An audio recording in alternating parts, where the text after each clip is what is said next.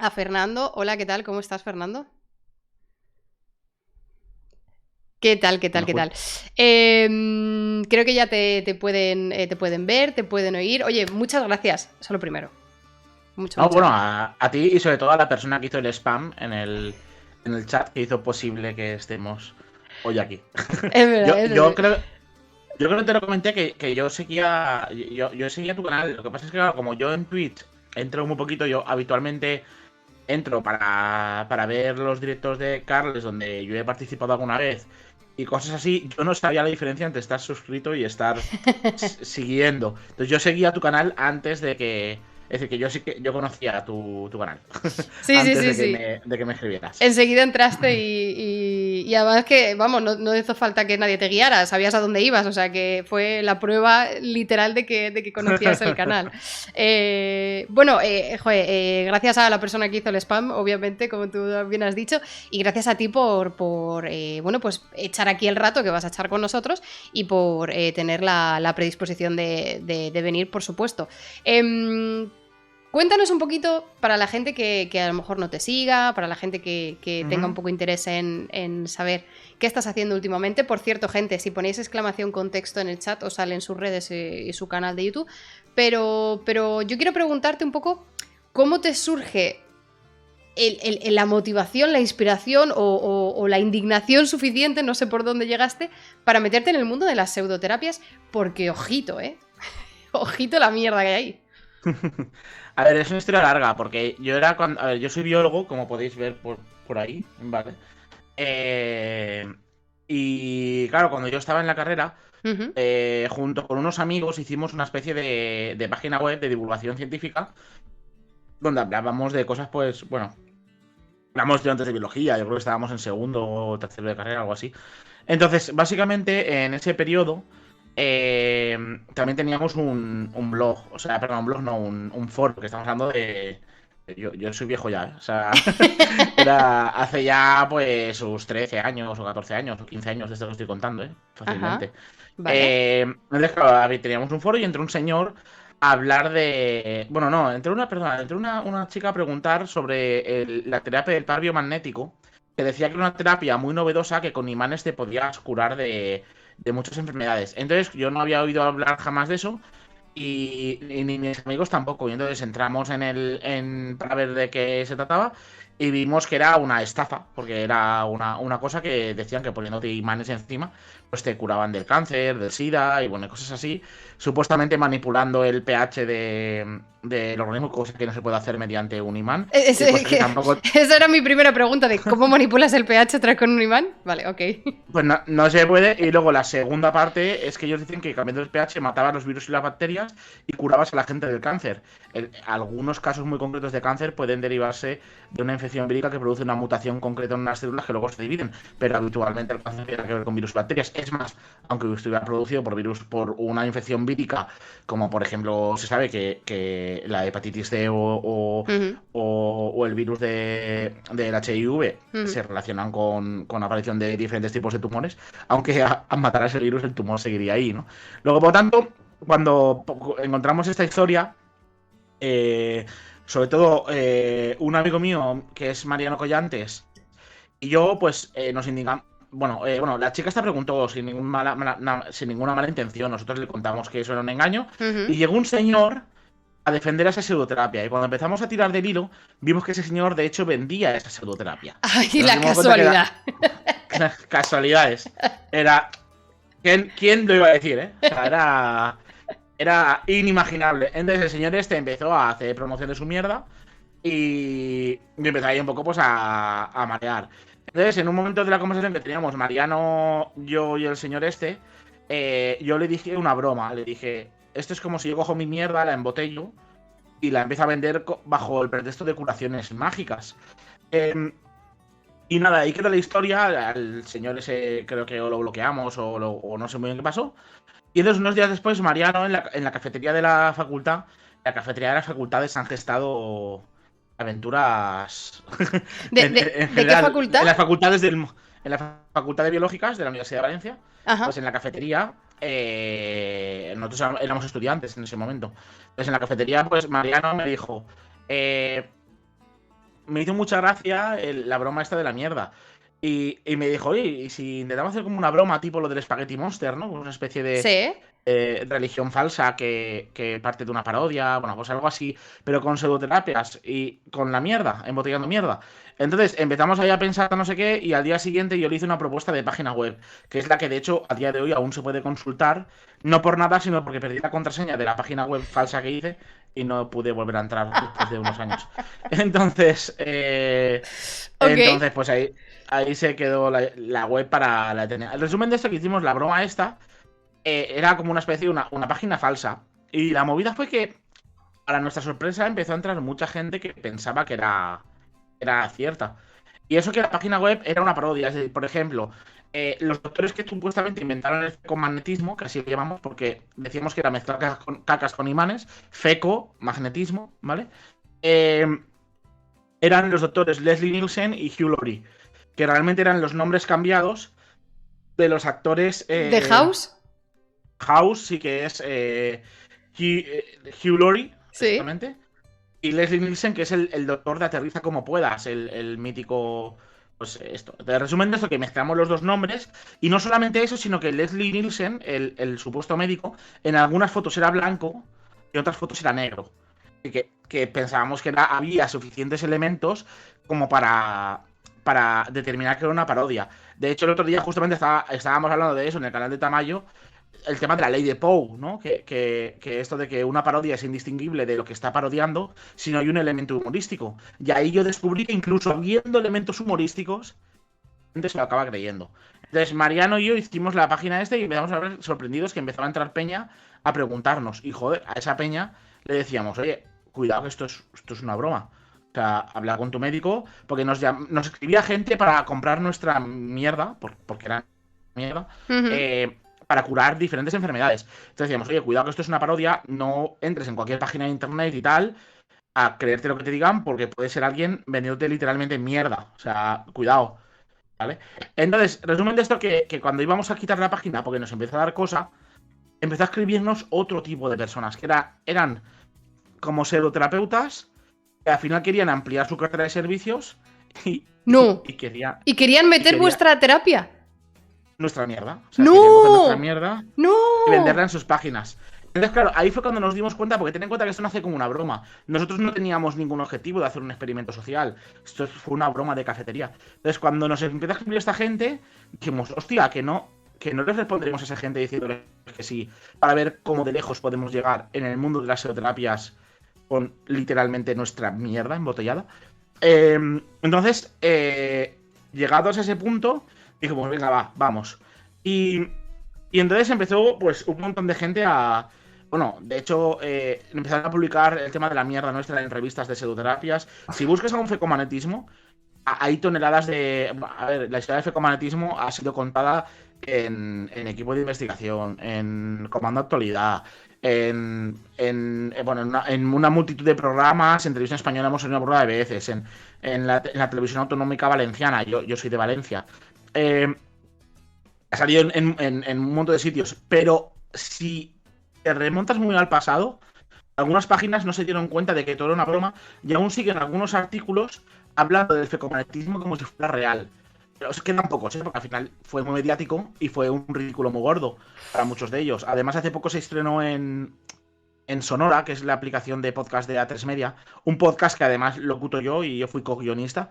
Y entonces, en el proceso del podcast, contactaron con algunas otras páginas que en su momento lo publicaron. Y si ya no se habían enterado hasta ese momento, ahora ya Ya sí se que. termina. Sí, ya sí que lo sabe. Pero sí que quedan algunas páginas donde sigue apareciendo. Resumen de esto, claro, empezaron a publicar nuestra historia y no solamente eso, sino que llegó un momento en el cual nos propusieron participar en la Feria Esotérica y Alternativa de Atocha. Es uno de los mayores eventos de divulgación de psicoterapias pues de España. O sea, se hace en la estación, no sé si ¿de dónde eres tú? Yo soy de Madrid. Ah, vale, pues en la estación de Atocha. Ahí la habrás visto montada, el No me, chiringuito no me este. suena, pero llevo muchos años fuera de Madrid. Ah, vale. Pues una vez al año, incluso algunos años dos, se monta una feria durante una semana en Atocha, en la estación de ferrocarriles, gigante, donde se promocionan psicoterapias y y cosas del mundo de, pues, de estas Pero, cosas. pero promoción en plan como aula, como lo de IFEMA de Madrid. O sea, No, tienes puestos para comprar ahí cosas y todo esto. O sea, pero, es como pero dan tiene. charlas y al mismo tiempo tienes dentro los escaparates para poder vender. Entonces nosotros nos propusieron ir, nosotros obviamente no, como, a ver, esto es que tiene que quedar muy claro. Nosotros no vendíamos mierda. Nosotros fingíamos que vendíamos mierda. Claro, Nunca llegamos a mandar mierda a nadie. Ni siquiera a un estafador. A los estafadores no siempre eran estafadores, porque muchas veces no engañaban de forma consciente, sino que el tema de las pseudociencias es una estafa de dos niveles, ¿no? Es decir, tienes el que se inventa la historia y el que la aplica creyendo que está curando gente y no es verdad. Pero bueno, resumen de esto que da igual. O sea, la gente que hay allí, pues bueno, nos propusieron ir, poner un stand y dar una charla. Le dijimos, stand no, pero charla sí. Entonces nos presentamos allí y dimos una charla. De hecho, algunas imágenes han salido pues, yo creo que en el directo que hicimos con Tamayo para su canal salió. Y también en equipo de investigación, por ahí. Porque el programa ya no está accesible. El de equipo de investigación. pero claro, es que si Bueno, hubierais puesto, o sea, yo me pero- imagino a vosotros recibiendo la oferta, la propuesta, ¿no? De, oye, ¿queréis participar? Os ofrecemos stand y charla, y vosotros en plan de cómo fingimos que vendemos mierda sin vender mierda en un stand. Nada, nada. Quita el stand y vamos directamente a la charla, de que ahí no podemos Es que- inventar la diapositiva. Es que para el stand también había que pagar. Y ten en cuenta que nosotros en ese momento éramos estudiantes de Vale, biología, vale. y esto era una broma. No sabíamos ten en cuenta, no sabíamos la proyección mediática que usted va a tener. Es decir, si hubiéramos sabido a dónde iba a llegar todo, habríamos pagado por salir en más sitios, porque habría sido guay. Claro, O claro. sea, pero claro, nosotros no sabíamos. O sea, es que hasta se ha grabado un corto recientemente que en algún momento saldrá y todo, con la historia. Ha salido publicado en medios extranjeros y todo. Es decir, que al final nosotros no sabíamos. Era como nos parecía interesante, pero no. Luego yo escribí un libro, que es El arte de vender mierda. Que lo tengo por ahí, a ver si hago un pequeño. Uy, Sí, espérate, sí, sí, claro. voy a meter Cógelo. aquí un pequeño spam. Aquí está. El arte de vender mierda. Uy, no veo nada. Pues eso, aún no había. El libro este aún era. Ni siquiera yo estaba empezando a escribir el libro este. Es decir, que era como. Era como una. Era una actividad más. Entonces, ¿qué pasa? Como había que pagar por el stand, tampoco lo habíamos pagado. Es decir, Claro. era pasta para unos veinteañeros que estaban ahí troleando. Pues era pasta. Claro, claro, claro. Entonces, resumen de esto. Vamos a la feria esotérica. Allí conocemos a mucha gente que nos decía que estaba curando el cáncer, el SIDA y tal. Y la verdad que era bastante asqueroso. Yo en un momento de la charla, hasta ese momento había sido bastante gracioso porque muchas personalidades del mundo de las pseudoterapias nos daban coba. Incluso un personaje que fue asesor de un presidente mexicano en temas de salud nos pidió que el doctor Hugh Nielsen prologara su próximo libro. Es decir, que fue gracioso hasta que en la feria tuvimos que estar durante un día entero pues un poco compadreando con bastantes hijos de puta, porque no tenían otro nombre, porque era gente que estaba diciendo que estaba curando a la gente del cáncer y que no se dieran quimioterapia y todo eso. Entonces, se puede decir palabrotas, ¿no? Sí, sí, En tu sí. canal. Y cagarte en Dios y en lo Vale, que quieras. vale. Entonces, pues resumen de esto que en la charla yo hubo un momento en que me sentí mal, que incluso estuve a punto de vomitar, o sea, sentía angustia y tuve que. O sea, en el vídeo no se nota, pero yo estaba muy mal ahí. O sea, porque era En la un charla que diste tú. momento. Claro, sí, Ujú, haciéndome pasar por fecomagnetópata. ujú, Y Mariano sí que lo hizo de puta madre. Todo esto lo estoy contando, pero fuimos Mariano y yo al mismo tiempo, ¿eh? ujú. Mariano Collantes. Y. Y nada, y al final, pues bueno, cuando acabó eso, decidimos, vale, vamos a parar aquí el experimento. Hemos logrado demostrar que en el mundo de las psicoterapias no hay ningún filtro, porque en ningún momento nadie nos preguntó ¿Qué formación evidencias o teníais pruebas. o algo? Es que ten en cuenta que el fecomagnetismo salía publicitado en páginas de primer nivel, como en ese momento Saludae, que era una de las principales empresas de venta de servicios sanitarios. Es decir, que salía publicado en una burrada de sitios del mundo de las pseudoterapias, revistas muy importantes y todo eso, y nadie nos preguntó nada, ni siquiera entraron para darse cuenta de que Leslie Nielsen era blanco y negro. Es decir, que al mismo tiempo. Pero ¿cómo? Era extraño. O sea, vosotros escribís este primer borrador de esta pseudoterapia en un blog, ¿no? En una página web, una página web de... El primero y el último. Lo que hicimos en una tarde fue lo que se quedó.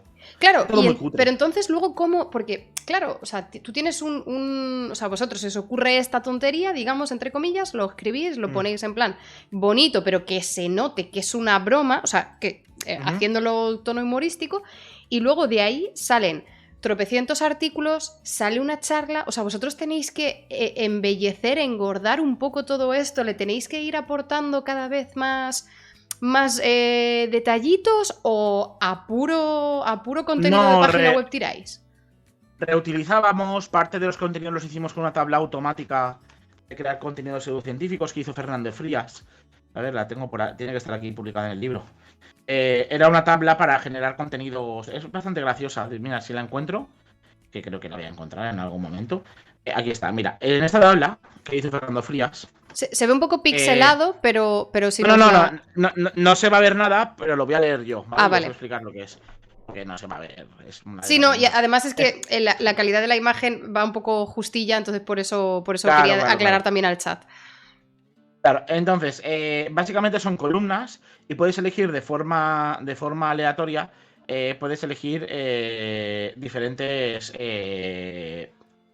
partes de la columna y hacer frases aleatorias que parece que tienen sentido para una persona que es seguidor de pseudoterapias. No. Por ejemplo. Esto es como lo de si la primera letra de tu nombre, el mes de que naciste, te sale el no sé qué. Y puede estar así durante horas. Por ejemplo, el fecomagnetismo es una terapia tradicional que regula la circulación de la fuerza vital por los canales energéticos del organismo para conseguir el ajuste de los canales espirituales para optimizar el flujo de energías sin necesidad de emplear la perniciosa química propia de la medicina alopática. Y puede estar así durante horas con la tabla esta. Os recomiendo buscarla porque es muy buena.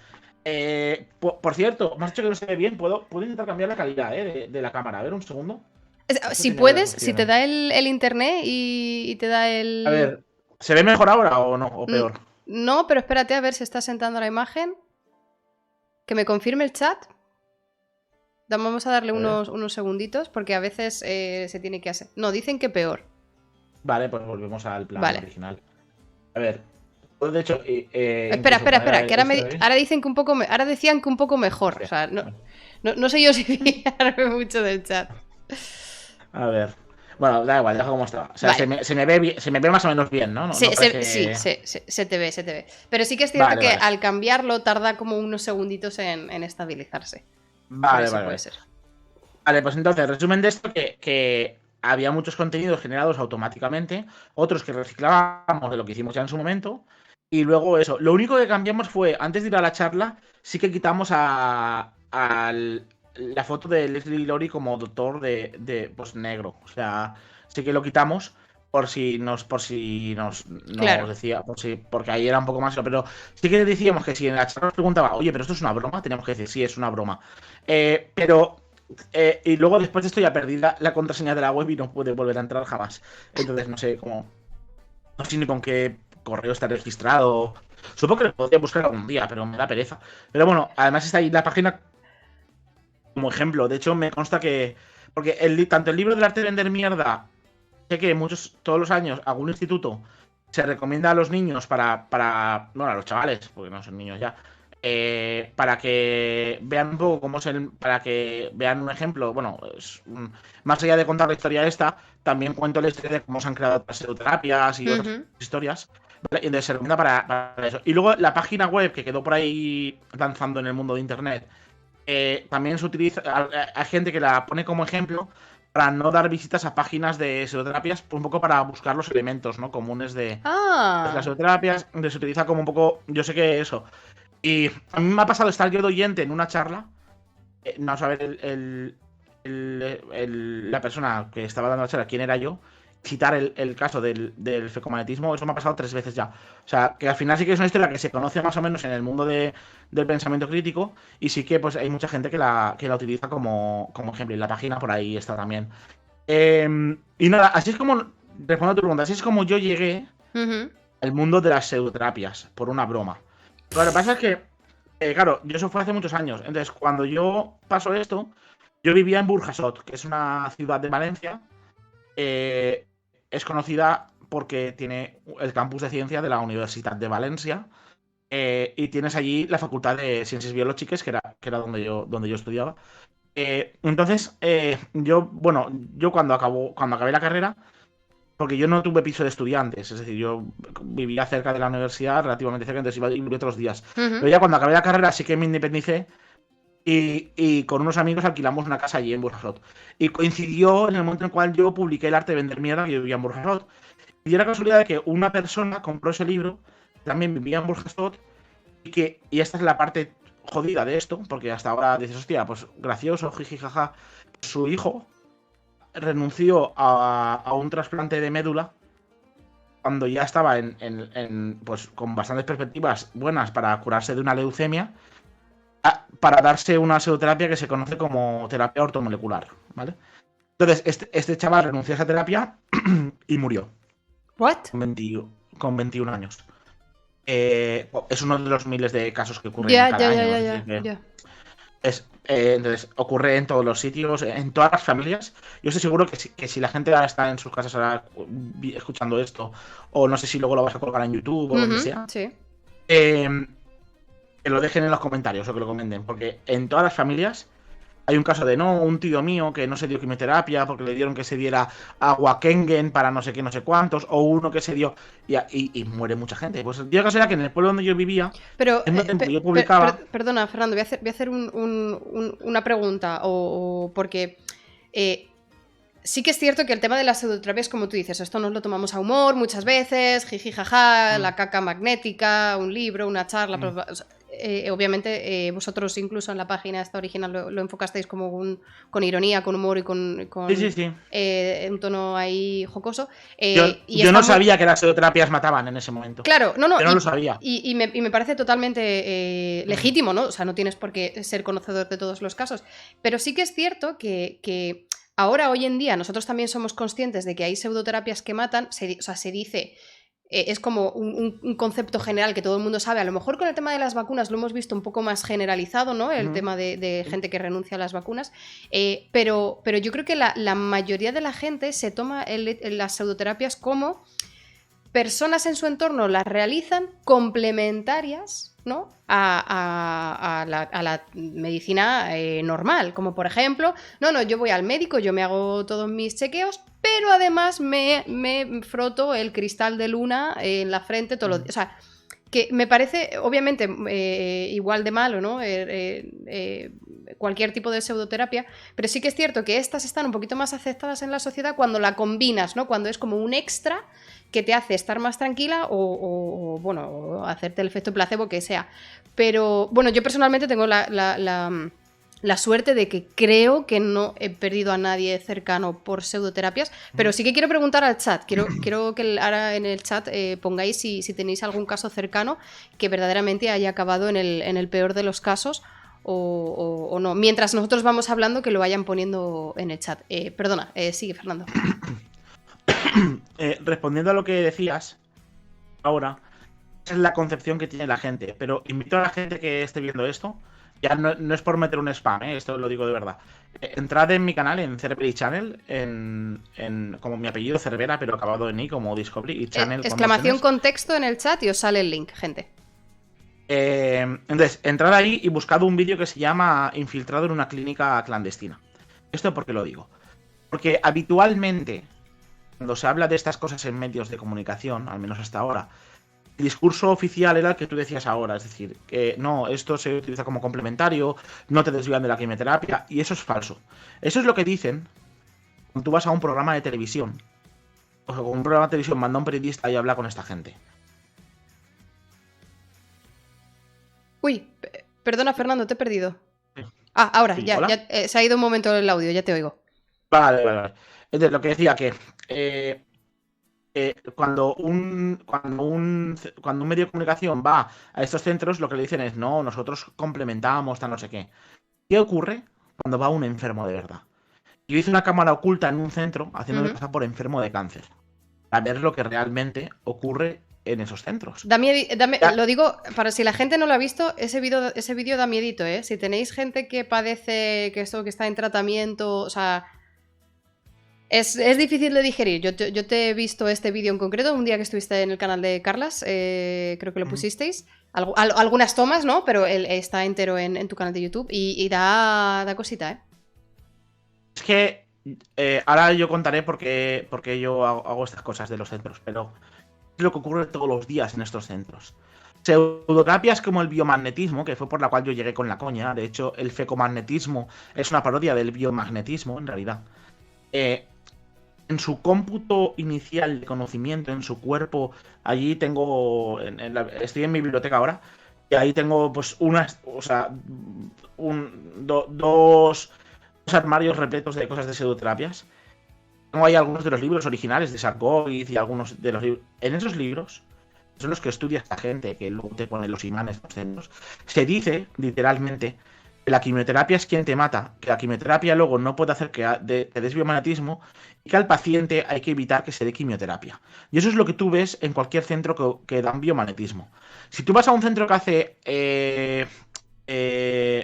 ¿cómo se llama? Reflexología podal, esto de que en los pies te tocan zonas, hasta no sé qué, puede resultar gracioso, pero como vayas con una diabetes, lo más probable es que te acaben quitando la insulina, porque dicen que se puede controlar masajeando los pies. Y yo conozco casos de fallecidos o personas con secuelas permanentes para el resto de su vida por no tratarse una diabetes por culpa de un reflexólogo podal. Y así toda pseudoterapia. La homeopatía, que habitualmente se ha vendido como la más inocua, deja muchos fallecidos en personas con cáncer. Entre ellos, uno de los que yo he tenido más conocimientos en mujeres con cáncer de mama. Hay un caso muy mediático que si lo buscáis, ponéis Rosa, economista, cáncer, en Google os saldrá seguro. Lo puede probar la gente y déjalo en el chat. Esa chica tuvo un bulto en el pecho. Los homeópatas son muy propios cuando te sale un bultito, darte pastillas para decir, bueno, esto se te va a ir. Porque la mayoría de bultos se van solos, muchas veces son bultos de grasa. Y la homeopatía vive, básicamente, de hacerte creer que te está curando. Entonces, cuando salen bultitos te dan eso. Pasa cuando perseveran en el tema de la homeopatía y el bultito no es un bulto grasa, sino que es un tumor, pasas de un tumor en estadio 0 o en estadio 1 a un tumor en estadios finales, donde ya no se puede hacer nada. Ese fue el caso de Rosa, por ejemplo. En muchos casos así. Las pseudoterapias matan. Y no matan poco, no matan de forma residual. Matan mucho.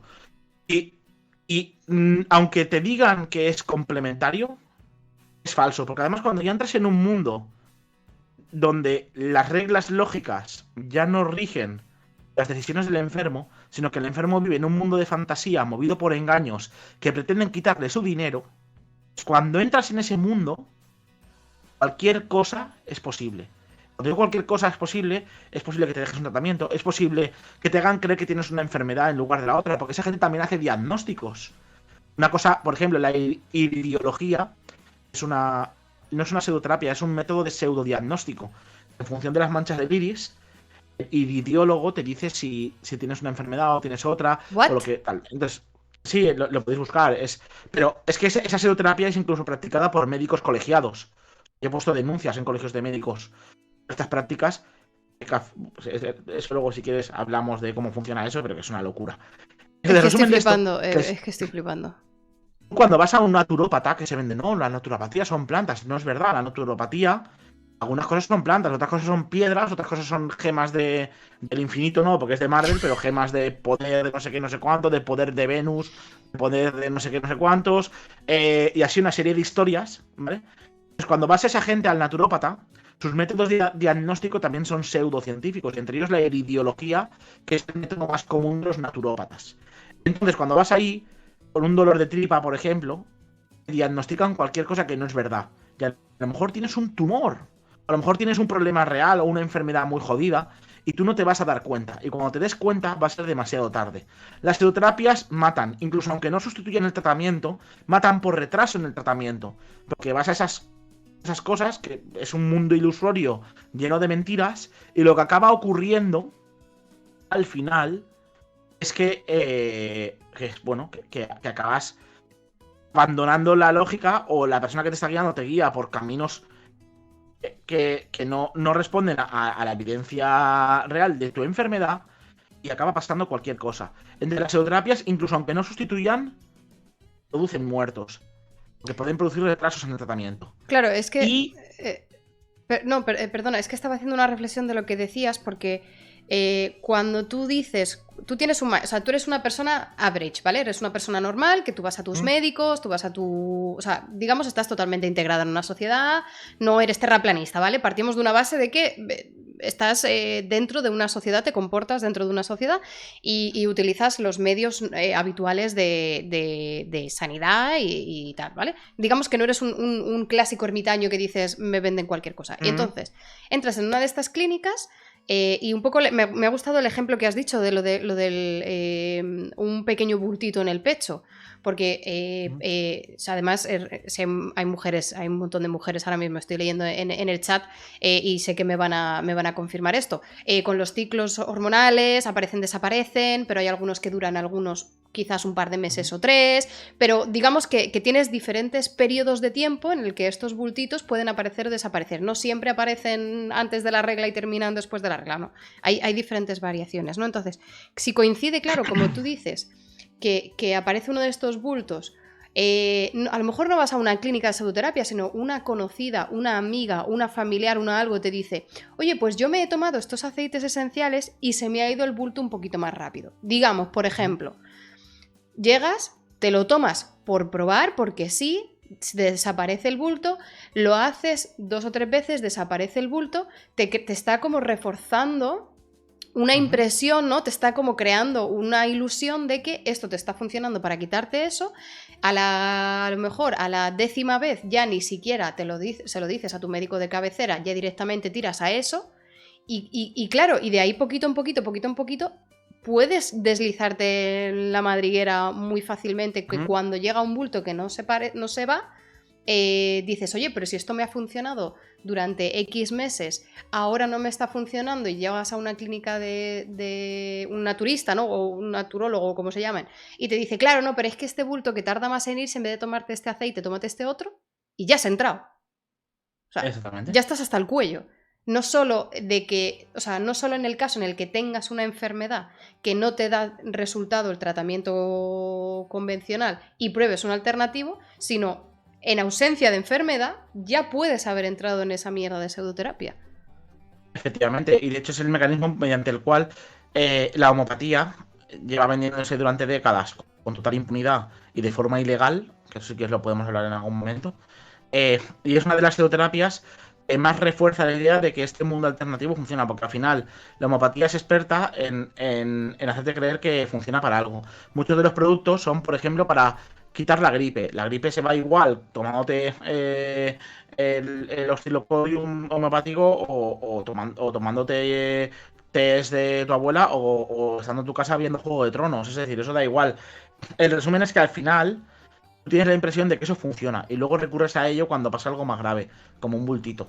Un bultito puede no ser nada o puede ser la vía de entrada en terrenos muy, muy oscuros y pantanosos en temas sanitarios.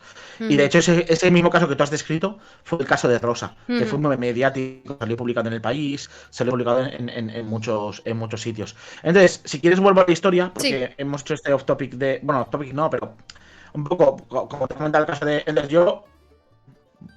salimos Mariano y yo de la historia esta del fecomagnetismo, publicamos el libro, y este libro lo compra una persona en el mismo pueblo donde yo vivo, sin él saber que vivimos en el mismo pueblo, acaba de perder a su hijo por esto.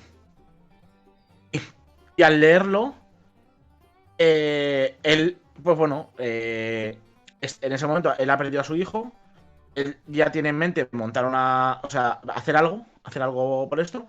Está en ese momento con la idea de montar una asociación y justamente cuando llega al final del libro, ve que yo lo firmo, porque yo acostumbro los libros que hago y los textos, pues los capítulos que he firmado alguna vez para esto, acostumbro a hacer una cosa que me parece bonita y es decir dónde lo he escrito, ¿vale? Y en este caso, si no me falla la memoria, tiene que ser así, a ver, a lo mejor están los agradecimientos del principio, pero tiene que poner en algún momento Burjasot. A ver, agradecimientos, exactamente. Burjasot 2014. Ahí está. A ver, no sé. No se ve mucho, pero te tomamos la palabra. Vale. Además se verá al revés, creo, porque no está, porque lo estoy haciendo con la cámara, bueno, del móvil. Entonces, ahí al final pone Burjasot 2014. Por cierto, a mí yo me estoy viendo aquí en eso, a mí se me ve bien. Yo no sé si es por a lo mejor por la conexión o muy bien Debe si ser se un te ve poco la la calidad, conexión pero de Discord, pero bueno, yo creo que en el directo, aunque un poco pixelado, se te identifica que eres tú. Si no, que nos vale, confirme vale, la gente, ¿eh? vale. Entonces, ahí yo puse Burjasot 2014. Entonces, este hombre dijo, coño, pero si vivimos en el mismo pueblo. Entonces me escribió, localizó mi correo, porque yo siempre tengo perfiles públicos y tal, y me escribió, me contó su caso, y dije, pues mira, la verdad que este libro lo muestro solamente como esto, pero quedamos, si quieres, tomamos un café. Me contó su caso, me dijo que él quería montar una asociación, yo le dije que yo tengo conocimientos de programación web, porque es verdad, yo de chiquillo me gustaba pues temas de programación y ese tipo de cosas.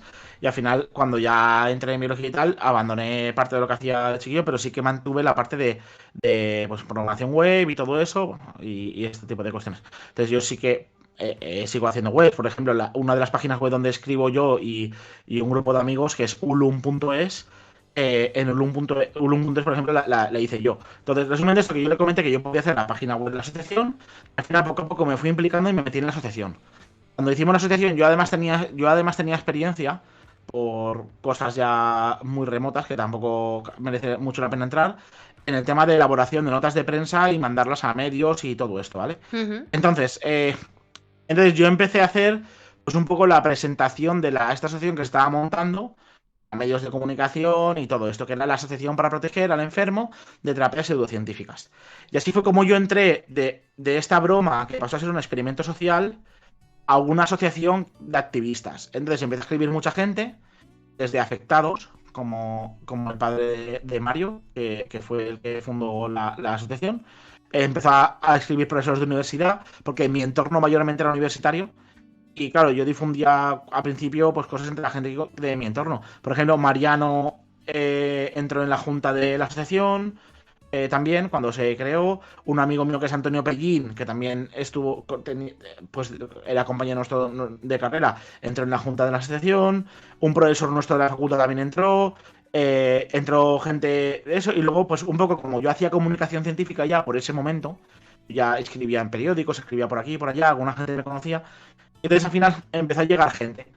También Julián, también que era el padre de Mario, también conocía gente, empezó a entrar gente. La gente que venía conocía a más gente y al final se fue generando una asociación muy potente. A día de hoy es uno de los referentes en España contra la lucha contra las pseudoterapias, que es la asociación que he mencionado antes, la Asociación para Proteger al Enfermo de Terapias Pseudocientíficas.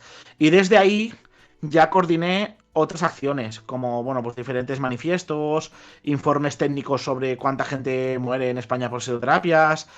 Fui también coordinador del primer manifiesto internacional contra las pseudoterapias, que juntó a científicos de 40 países para un poco criticar las leyes europeas que favorecen la venta de homopatía. Y bueno, pues un poco ese es el recorrido vital que yo hice desde una broma en la facultad hasta ser una persona bastante activa. Ahora no tanto como me gustaría, porque me dedico de forma paralela a otras cosas. Sigo haciendo mucha comunicación científica, comunicación periodística, así, por ejemplo, con Carles Tamayo. Me fui recientemente a Ucrania por todo el tema de la guerra. Estuvimos haciendo allí de entrevistas a gente, vídeos, un podcast y todo eso, pues un poco narrando en las primeras semanas de la guerra, pues un poco los testimonios de la gente, lo que iba pasando y todo esto. Pero al final, yo de forma paralela siempre he seguido haciendo cosas de comunicación científica y comunicación a secas, y eso es lo que hago ahora. Y este es el resumen de mi vida en este aspecto. No, no, concreto. es impresionante. Tengo muchas preguntas. Tenemos, ¿qué fecha, o sea, qué fecha, qué cifra aproximada tenemos de fallecidos en España al año por terapias pseudocientíficas? Voy a responder, pero antes te voy a hacer una breve introducción. Sí, vale. A ver, actualmente complicado. A ver, yo te puedo dar una cifra, pero esa cifra va a ser verosímil, pero no sabemos si es veraz. Ujú. ¿Qué quiere decir esto? Quiere decir que sabemos que podría estar ocurriendo esto, pero no sabemos lo que realmente está ocurriendo. Y eso mismo decíamos en el informe que sacamos en su momento. Lo que hicimos fue extrapolar algunos datos de artículos de cuánta gente fallece en el entorno de las pseudoterapias en diferentes patologías. Son estudios que se han hecho para otros países como Reino Unido y otros países, y extrapolarlos de forma muy directa y seguramente con bastantes errores de por medio, porque es una cosa que hicimos para un poco lanzar una idea verosímil de qué puede estar pasando y llamar la atención de las autoridades sanitarias para que ellos realmente hagan algo por buscar cifras más Exactas. fiables, ¿vale? Exactamente. Entonces, dicho esto, si haces una extrapolación más o menos de la situación en otros países y por patologías a España, ¿vale? Estaríamos hablando de cifras bastante elevadas, incluso de 3 y 4 cifras, es decir, Pero es que dependerá mucho del contexto. Por ejemplo, yo estoy seguro que durante la pandemia han habido mucho más de 1000 muertos por fallecidos por temas relacionados con pseudociencias, porque el movimiento antivacunas ha hecho que mucha gente no se vacune y en España han muerto una gran cantidad de personas. Entonces, ¿cuántas de esas personas estaban vacunadas? Bastantes. ¿Cuántas no estaban vacunadas por miedo generado en entornos pseudocientíficos que generan desinformación, como seguidores de Iker Jiménez y este tipo de cuestiones? Pues muchísimas. Entonces, claro, en función del contexto, y de eso ya avisábamos en el informe fue previo a la pandemia, de que en una situación de emergencia sanitaria estas cuestiones cobran mayor relevancia. Y así lo vimos durante la pandemia. Y así lo veremos durante las siguientes pandemias que vendrán, durante las siguientes enfermedades, porque enfermedades nuevas surgen todos los días, pandemias surgen, es decir, y la gente piensa que esta pandemia, desde la gripe española no ha habido nada igual, decían muchos comunicadores. No es cierto, es decir, la pandemia de SIDA comenzó, sí que es cierto que comenzó hace 100 años, pero no fue visible hasta la detección de los primeros casos en Estados Unidos, pues hace relativamente pocas décadas. La pandemia de hepatitis C. Mi abuela mismo falleció por hepatitis C por una transfusión de sangre, porque en esa época todavía no sé, cuando hubo el brote, no se sabía que era la hepatitis C y cómo se transmitía. Y fue en los 90. Es decir, que estamos hablando, creo que tira de datos de memoria, ¿eh? Yo Sí, sí, sí. trabajé muchos años en hepatitis C en el laboratorio, pero no recuerdo exactamente ahora, pero creo que fue en torno al 89, 91, más o menos en esa época, cuando se empiezan a hacer las primeras detecciones. Entonces, hasta ese momento, toda la gente que eso, pues se contagiaba. Es decir, pandemias recientes las ha habido y las va a haber. Si estos movimientos siguen ahí, pues seguirán habiendo muchas más víctimas. Entonces, respondiendo a tu pregunta, si hace una extrapolación, pues, podríamos estar hablando entre 500, 1000 víctimas, pero lo que te digo, estos son cifras verosímiles, pero no sabemos si son veraces. Claro, es que los recursos... mi pregunta va un poco por cómo, o sea, porque además es que esto se habló también durante la pandemia, porque había algunos casos que decían las cifras de mortalidad no son reales porque a veces te lo firma como enfermedad de no sé qué, pero no causa COVID, entonces a veces los números variaban. Entonces, claro, yo me imagino que en un tema como las pseudoterapias, que pueden conllevar fallecimientos, la gente no está por la labor de poner motivo de la muerte pseudoterapia. O sea, entiendo que es complicado llevar un récord precisamente porque hay mucho shady, es muy shady todo ese campo. Claro, aquí es un problema que esto, por ejemplo, cuando sale el informe, mucha gente criticaba lo que tú estás comentando ahora. Es decir, no, en las causas de mortalidad no pone eso, ¿vale? Igual que tampoco pone violencia doméstica, claro. Supongo, violencia de género. Si te mata a tu pareja, entiendo que no, ¿sabes? O sea, tiene que haber muerte por un golpe, claro, golpe de arma blanca o golpe, o sea, me refiero. Creo que ahora sí que está reflejado, porque fue un cambio de cuando se empezó a tomar conciencia de que esto era un problema serio en la sociedad y todo esto. Con las pseudoterapias no ha ocurrido eso. Entonces, pero ¿a dónde voy con esto? ¿Cómo se saben esos números? La ventaja y la belleza de la ciencia es que te permite muchas veces pues obtener aproximaciones. Es como, por ejemplo, tú eres bióloga, o sea, bióloga, o sea, de licenciada. Sí, licenciada en biología, correcto. Biología molecular y genética, licenciada, sí. Vale, ¿tuviste la asignatura de técnicas de campo y esas cosas? Sí.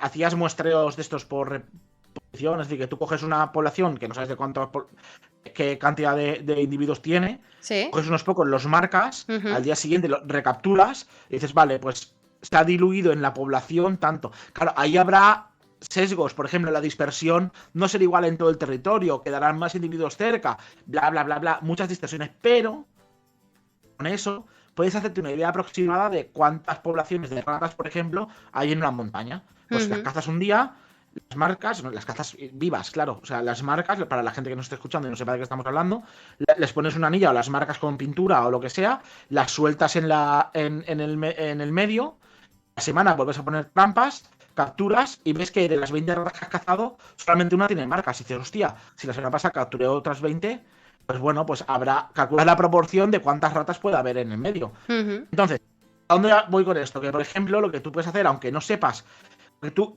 cazar la muerte por pseudoterapias es muy complicado, porque al final, pues, ¿cómo, ¿cómo sabes si esa persona que abandonó el tratamiento iba a sobrevivir o no? No puedes saber. Es decir, por casos particulares, tú puedes saber exactamente si esa persona iba a morir por pseudoterapias o no. Pero sí que puedes coger la población de gente que utiliza pseudoterapias en ciertas enfermedades, la población de gente que no utiliza pseudoterapias y comparar la supervivencia. Y eso es lo que se hace.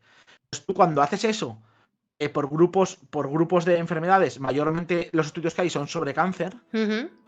Es decir, que esta visión que yo estoy dando es decir, el dato aproximado que yo he dado, verosímil, ¿vale? A lo mejor el veraz es mucho más alto, es que no lo sabemos. O sea, no es que estamos tirando a la baja, es que hay cosas que no se saben. Diabetes.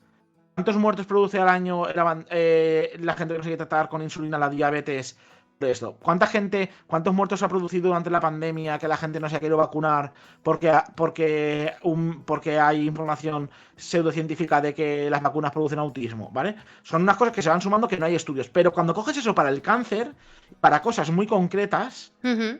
tienes números que son alarmantes. Y es lo que te digo que es la belleza, entre comillas, de este tipo de estudios. Que aunque tú no puedas saber si una persona en concreto iba a morir o no por una pseudoterapia, sí que puedes conocer qué ocurre en la población de gente que cumple esas características. Entre ellas, creer en pseudoterapias.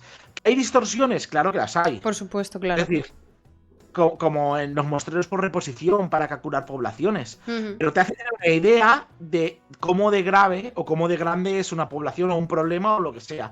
Y en este caso, todos los indicativos nos indican que no es un problema residual. Mira, yo siempre que he estado infiltrado en clínicas, porque yo no le he contado que en la asociación, una de las cosas que yo he hecho durante los últimos 7 años, o 8, no sé cuántos tiempo llevamos ya, es infiltrarme en clínicas para hacer informes para los ayuntamientos, para explicar lo que estaba pasando en alguna de esas clínicas.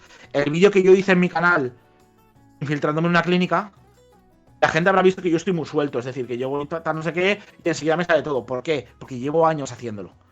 Aunque esa es la primera vez que lo he grabado en vídeo, bueno, lo he grabado otras veces en vídeo, pero no para emitirlo, ¿vale? O sea, Ujú. en audio sobre todo, vídeo también, pero aunque es la primera vez que lo he emitido, esto es una cosa que llevo haciendo años. ¿A dónde vivo con esto? Yo he estado, yo te diría, en más de 70 centros de estos, o sea, a lo largo de estos años. Solamente en Burjasot ya creo que fueron 20, en Torrent también una burrada, que es mi ciudad natal, y he estado en muchísimos centros de estos. Te puedo decir que siempre había cola para entrar en esos centros. Y muchos de los pacientes que habían allí eran pacientes de cáncer. Eso yo lo he vivido dentro de los centros. Es decir, que yo sé que esos centros manejan mucho dinero y esos centros manejan muchos pacientes. Es más, en el vídeo que yo hice de esta clínica, hasta la propia señora que estaba allí lo decía. Decía, bueno, es que yo he tenido pacientes con cáncer, estoy tratando Sí. ahora a una amiga mía que tiene cáncer, tal, no sé qué. Te lo dicen ellos. Claro, si esa mujer Entonces, lleva trabajando X años y ve una media de X pacientes al mes, te salen más las de 10 cuentas. años. En esa clínica yo ya había estado antes. Para que te hagas una idea, y hace ya muchos años. Entonces, son muchos años. Esas clínicas llevan algunas abiertas décadas. Y cada día pasan por allí. Cuando yo estaba en esos centros es que entra un paciente. Hace poco estuve en otra, para otra historia, que en algún momento saldrá. Eh, y, y ahí yo creo que en la sala de espera había unas 7 personas. Pareció más o menos que había entre 5 y 7 personas, te diría que había ahí. Y es un centro que, entre otras cosas, trata gente con cáncer. Y claro, o sea, es un problema epidemiológico real. O sea, entonces, respondiendo a tu pregunta, ¿cuánta gente muere? Cientos de personas al año. En España, no te estoy hablando del mundo. En España, al año, cientos de personas. Porque es que en el circuito de pseudoterapia se entra mucha gente. Ya. Mucha gente. Y esta cifra sabemos que es verosímil. Para saber si es veraz, cómo de veraz es, porque a lo mejor estamos hablando de miles, no de cientos. Haría falta que las administraciones públicas tomaran conciencia de este problema. Y que hubiera, pues eso, registros o auditorías en todos estos centros de pseudoterapias. A mí o sea, me estás contando esto y se me están viniendo flashes del vídeo este que tienes en tu canal de YouTube. Y bueno, lo has dicho, ¿no? Que llevas ya muchos años haciendo esto. ¿Cómo es tu primera vez yendo a una clínica de pseudoterapia? O sea, no se te... Porque claro, estabas contándonos antes que en la charla esta que diste del fecomagnetismo, terapia esta de la mierda, que se te revolvía el estómago, que te daba como... O sea, que obviamente la aprensión de decir estoy timando a gente, hay gente aquí que son estafadores que se están llenando los bolsillos de dinero gracias a la muerte o el empeoramiento de personas. Cuando tú te haces pasar por paciente y tienes que relatar una serie de síntomas que a lo mejor puedes haber visto en algún familiar o en algún amigo cercano, ¿cómo afrontas eso? ¿Cómo se te queda el cuerpo después de esto? Pues, si te digo la verdad, no lo vi como trabajo. Es decir, ya fue una cosa que ya después de tantos años, las primeras veces que tendrás estas cosas sí que te impactan. Para mí ahora mismo es una realidad cotidiana. Ya voy ahí, es como, ¿sabes? Ahora siento sencillamente que estoy haciendo un deber cívico. Y que es como salir de caza, no sé cómo decirlo, de caza de datos, de caza de información, de ese tipo de salir centros. De muestreo. Es como... Sí, entonces ahora mismo ya, honestamente, he visto tantas cosas. Pero fíjate que yo cuando empecé con esto, no había perdido a nadie cercano todavía por una enfermedad como el cáncer. Ahora sí. Entonces, cuando yo empecé, entonces claro, después de tirarme meses en cuidados paliativos, bueno, meses, no, un mes y pico entre cáncer, entre la unidad oncológica y cuidados paliativos, ves mucha gente morir. Y ves mucha gente y sí que al final ves la desesperanza, ¿no? En la gente. Y claro, ahora mismo sí que no es lo mismo cuando voy a hacerme pasar por paciente oncológico. Ahora sí que ha cambiado algo en los últimos 2 años. Pero no es algo tan... O sea, es como... Bueno, es como te da como... Te da más rabia, no sé cómo decirlo, pero tampoco es algo tan relevante. Es decir, si esperas que te diga, no, pues la verdad que no. O sea, incluso ahora que ya sé lo que el cáncer puede hacer. O sea, A lo mejor ahora entiendes un poquito más, pregunto, yo por desgracia también he tenido bastante cercanas estas experiencias. Puede que a lo mejor no entiendas un poco más a lo que te puede llevar esa desesperanza, ¿no? Que decías, o esa desesperación, o no solo de quien lo sufre, sino de las personas más cercanas, ¿no? Antes Jules Bulls, uno del chat, ha puesto un ejemplo de su abuela y su abuelo, de, bueno, a veces puedes llegar a unos extremos por intentar ayudar a la persona más querida. Puede que a lo mejor esta experiencia tuya personal te haya hecho comprender un poquito más en qué situación puede estar la gente que va a esas clínicas. No te diría que me ha hecho ganar conocimiento en ese campo. Es decir, el conocimiento teórico ya lo tenía, porque una cosa que no he contado es que en la asociación durante mucho tiempo yo me dedicaba a recibir las experiencias de la gente. Es decir, de gente que me contaba sus cosas. Y al paso de los años, antes de encontrarme en esta situación yo mismo, o sea, yo no había, o sea, ya tenía mucho bagaje, es decir, había hablado con mucha gente. Y yo, como persona que se dedica a la comunicación, a mí me gusta mucho hablar y me gusta mucho entrevistar. Yo disfruto mucho hablando y un poco entendiendo. Yo pregunto mucho y me gusta mucho, pues, intentar entender las motivaciones de la gente. Entonces, realmente, yo sí que eso ya lo sabía. Diría que llega al mismo conocimiento por una vía totalmente diferente que yo desconocía. Pero es como que lo ves desde otro punto de vista. Pero el conocimiento ya estaba ahí. Es como me está viniendo a la mente La película El indomable Will Hunting, no sé si la has visto. No la he visto, me va a cancelar el chat porque me lo han dicho. Sé cuál es, pero no la he visto. Hay un momento muy bueno porque Will Hunting es un chaval superdotado en un barrio marginal, entonces él ha leído mucho. Y él es como que los psicólogos que van pasando por su vida para intentar enderezarlos los trolea mucho y los putea. Y hay un momento en que al final llega el psicólogo bueno de la película, ¿no? El que va realmente pues un poco a establecer esa relación con Will Hunting, que dice, pero tú me vas a poder decir cómo es la Capilla Sistina, sus colores, tal, no sé qué, no sé cuándo, pero no me puedes decir cómo huele porque no has estado ahí, ¿no? Entonces, es como que ambos en esa escena tienen conocimientos muy diferentes. Uno tiene un conocimiento fuertemente teórico y otro un conocimiento fuertemente práctico. Te podría decir que ahora he llegado al mismo conocimiento por dos vías diferentes.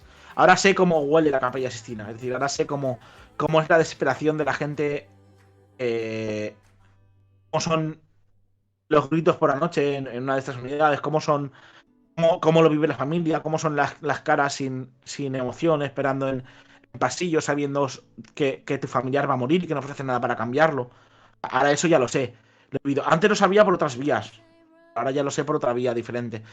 Ahora, lamentablemente, sé cómo huele la desesperación, porque yo la he vivido, yo he sido familiar de una persona y ver que no puedes hacer nada. Entonces, claro, o sea, cuando tienes una persona que la quieres y pasas por eso, yo que tenía un fuerte conocimiento teórico, incluso yo en algún momento incluso podía llegar a haber corrido el riesgo de dejarme llevar por fantasías que mi familia, de que, bueno, mi padre, o sea, iba a poder salir de...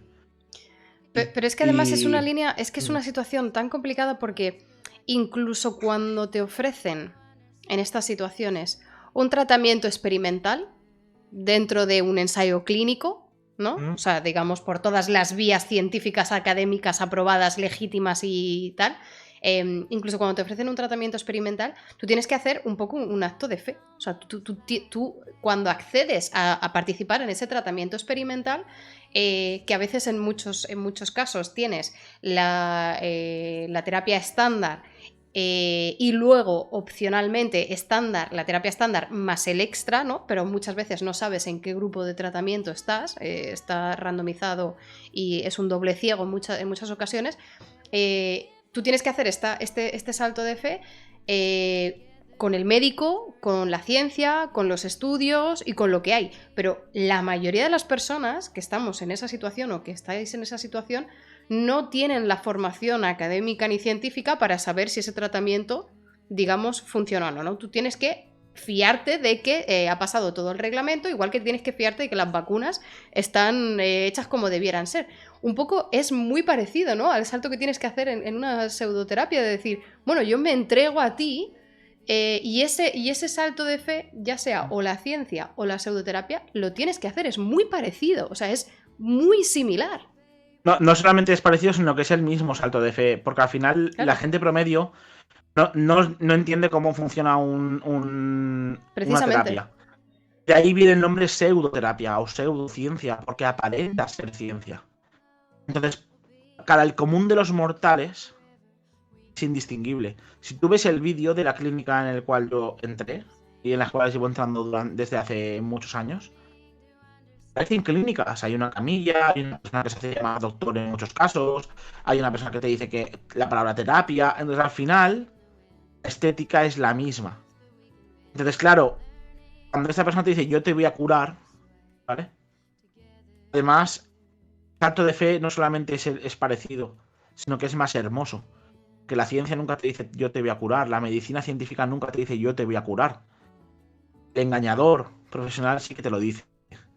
Dice yo curo a la gente y te voy a curar.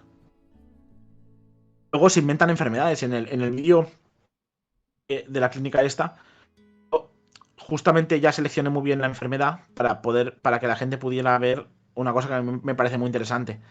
Es cómo esta gente va sacando enfermedades que no tienes. En una parte del tercer capítulo empiezan a decir enfermedades que no tengo, como, pues aquí ha salido esto, lo otro, tal, no sé qué. Y así luego ellos justifican que te han curado. Luego incluso si vas al médico te dicen, no te he encontrado que tengas una infección de no sé qué. Pues mira, claro, esta señora me lo curó. Claro. Claro. Entonces, Esta gente juega con eso, juega con que el salto de fe no solamente es parecido porque es una pseudociencia, falsa ciencia, intenta fingir que es ciencia, sino que el salto es más hermoso. ¿Quién no quiere creer? Todos queremos creer, o sea, es una cosa que es universal en el común de los mortales, o sea, eh, yo quiero creer. La frase I want to believe, esta del movimiento ufológico, muy real. Todos queremos creer en historias asombrosas. Yo siempre he sostenido, y de hecho en el libro El arte de vender mierda así lo explicaba. De hecho he visto que a partir de que lo puse en el libro, hay gente que lo ha cogido y que le parece coherente. Yo fue una idea que solté yo un poco viendo lo que a mí me había parecido desde dentro del mundo de las pseudoterapias. Y es que a las pseudoterapias se puede llegar por muchas vías, pero las tres que yo he visto más comunes son la desesperación, es decir, lo que decíamos, gente desesperada es fácilmente engañable, o mucha gente, pues también, yo no aporté así nada novedoso, es decir, es una cosa que mucha gente ya había dicho, pero me llamó la atención ver estas tres estrategias. Es pues la desesperación, por un lado, el miedo, por ejemplo, durante la pandemia lo hemos visto, el miedo a las vacunas, el miedo a esto, el miedo a la quimioterapia, tal no sé qué, el miedo mueve montañas. La fe no lo sé, pero el miedo sí. El miedo hace que una sociedad se calle frente a un genocidio. El miedo hace que... El miedo convierte al vecino apacible en un monstruo. El miedo es una fuerte motivación o una energía muy potente de cambio. Está a nivel biológico, los seres vivos, el miedo. Hay pocos organismos que no tengan una sensación equiparable al miedo. Evolutivamente es muy interesante, es decir, el origen del miedo. Y luego, por último, las ganas de creer. O sea, miedo, desesperación y ganas de creer, ganas de asombro, necesidad de asombro. La gente tiene ganas de creer que vivimos en un mundo más emocionante. Tiene ganas de creer que existen extraterrestres que nos visitan. Tiene ganas de creer que hay una conspiración para evitar que... Porque es asombroso realmente. Y la gente necesita asombro, necesita marcha. Disfrutamos de ese tipo de historias. Coño, ponte Netflix. ¿Necesitas marcha y asombro? Ponte Netflix, ponte Twitch, ponte un videojuego. Hoy estoy muy cinéfilo, así que ¿te has visto Big Fish o no? Sí, Big Fish la he visto. La Big Fish me gusta mucho porque contrapone dos visiones de la vida, ¿no? La de Edward Bloom, que es el padre, y la del hijo, que no recuerdo ahora cómo se llama. Es Ewan McGregor, ¿no? El de Big Fish. Ewan McGregor hace la versión del padre joven, la de Ewan McGregor. El del hijo, Michael Hirst, no, es el hombre que hacía de Doctor Manhattan en la película de Watchmen, no en la serie. No recuerdo cómo se llama el actor. Pero bueno, yo me refería al personaje. El personaje se llama Edward Bloom.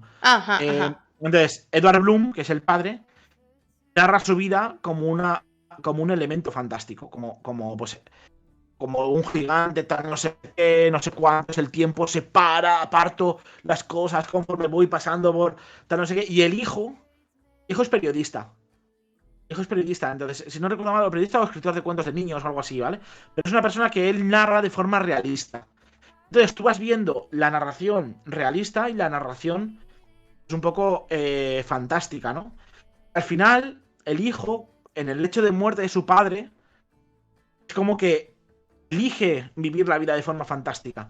Es una elección que todo el mundo acaba haciendo, yo creo. Es decir, que al final todos en algún momento de nuestra vida queremos creer, incluso las personas más escépticas. No me gusta mucho la palabra escéptico.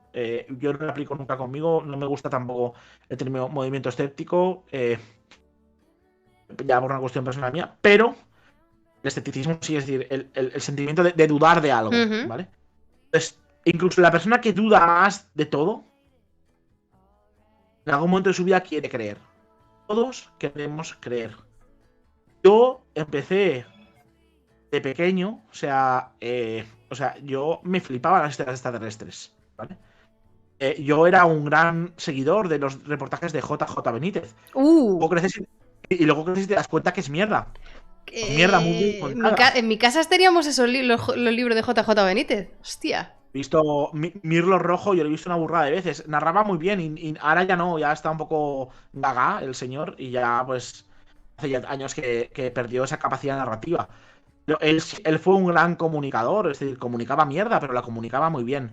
Entonces, yo quería creer. Creces y te haces preguntas, y dices, hostia, ¿por qué no hay naves extraterrestres en los museos? Que no hay ninguna evidencia, porque y ya empiezas pues un poco con el interrogatorio escéptico.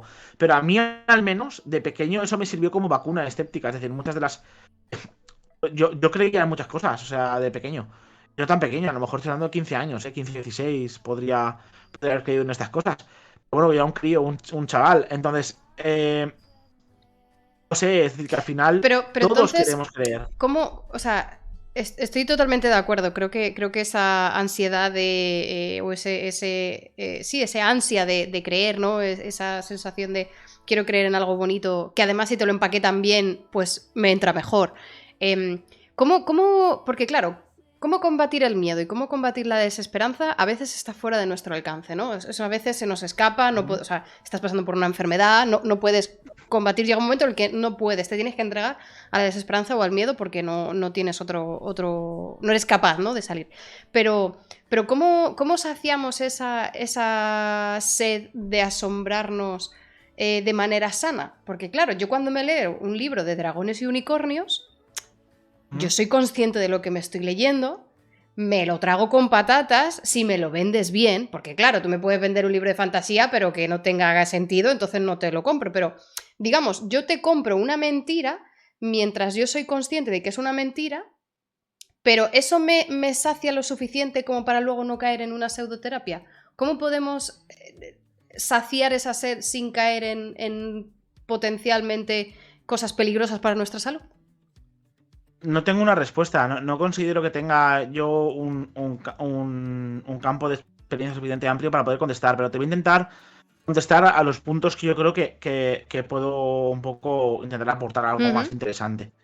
Que te podría intentar decir algo generalista, ¿no? Pues hay que aprender a distinguir entre los campos narrativos de lo que es la ficción y lo que no es la ficción, tal no sé qué. Eso es muy fácil decirlo y luego eso es bla bla bla bla sin ningún sentido. Pero mira, de lo que me has dicho sí que hay una cosa. Me estabas diciendo. Has empezado diciendo. Uy, se me ha ido la cabeza, ¿eh? Además empezado diciendo. ¿Cómo podemos. O sea, que esta sed de Vale, ganas sí, de sí. asombrarnos. Vale. Yo te iba a decir una reflexión. Porque te has empezado diciendo el tema bueno. A ver. Yo te voy a decir una opinión que no es muy popular. En algunos divulgadores científicos / comunicadores científicos, como cada uno se quiera llamar, la etiqueta divulgador es autoimpuesta, igual que comunicador. Bueno, yo esa cada vez que me la ponen me la quito, o sea que... Yo creo, al final yo no la utilizo, pero por nada. No por nada, o sea, es que no. Sí, no. Yo tampoco te podría decir por qué no me gusta, pero tampoco es que me guste especialmente. En algún momento sí que habré dicho soy divulgador para simplificar en una conversación tal no sé qué, pero me refiero que yo no veo nada malo en el uso. Sí que hay gente que es muy... No, la comunicación y la divulgación, tal no sé qué. Son debates dialécticos que no me interesan.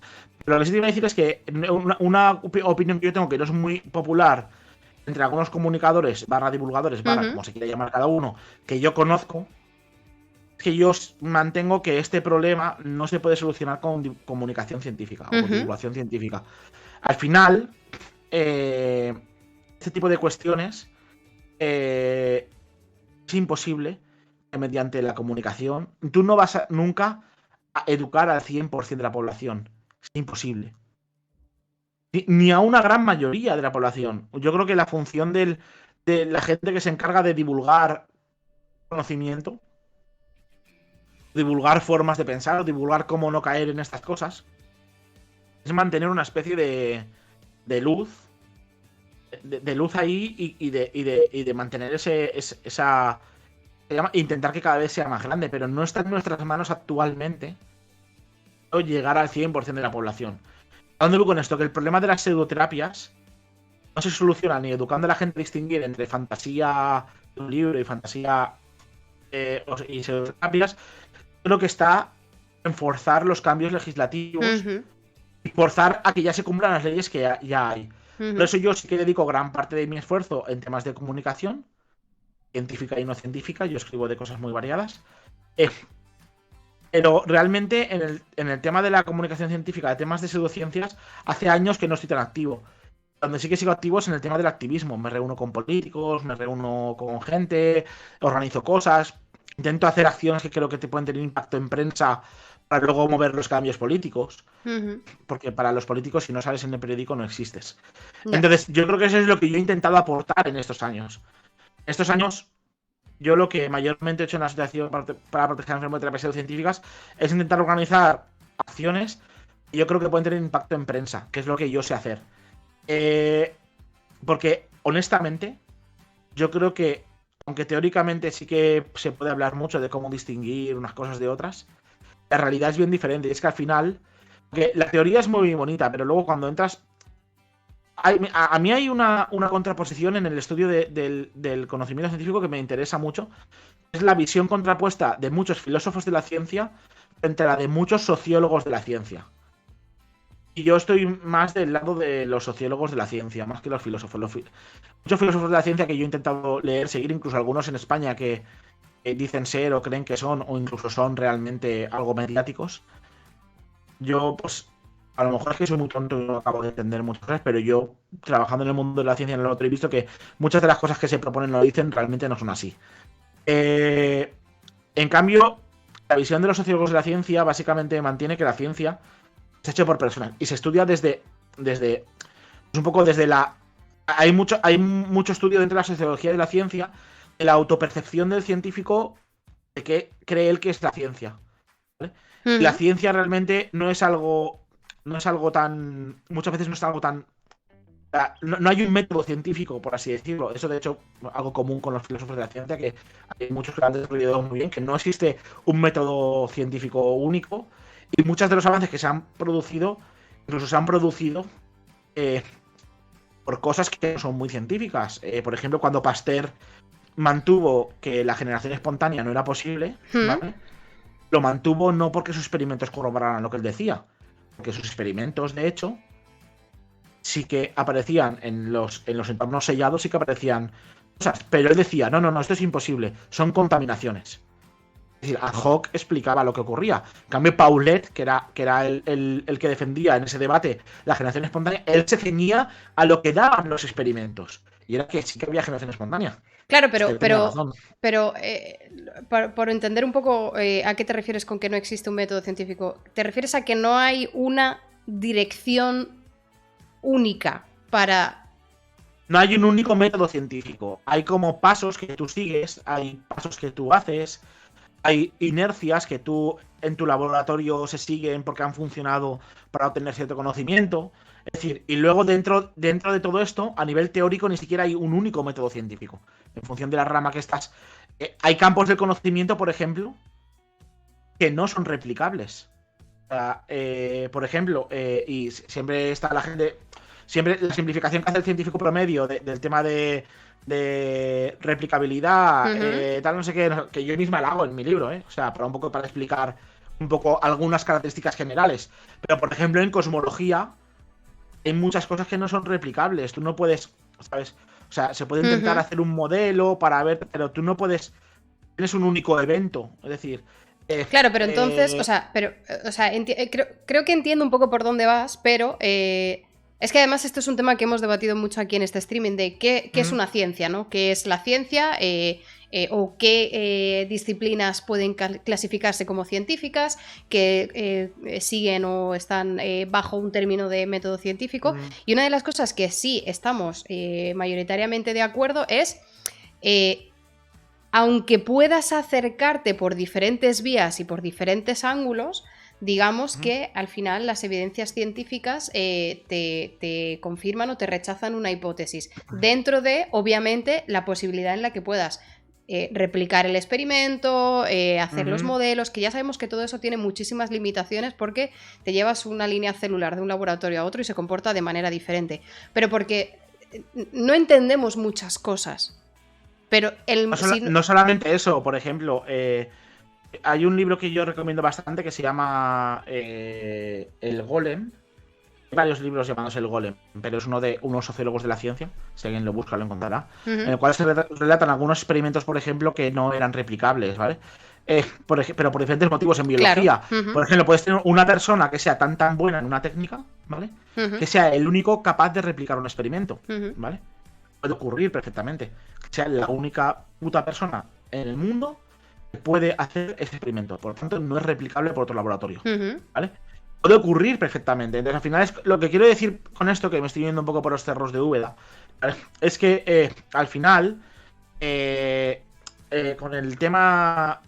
La verdad que no sé muy bien por qué hemos acabado hablando de esto. No, sí, porque la sociología los sociólogos de la ciencia y los filósofos de la ciencia.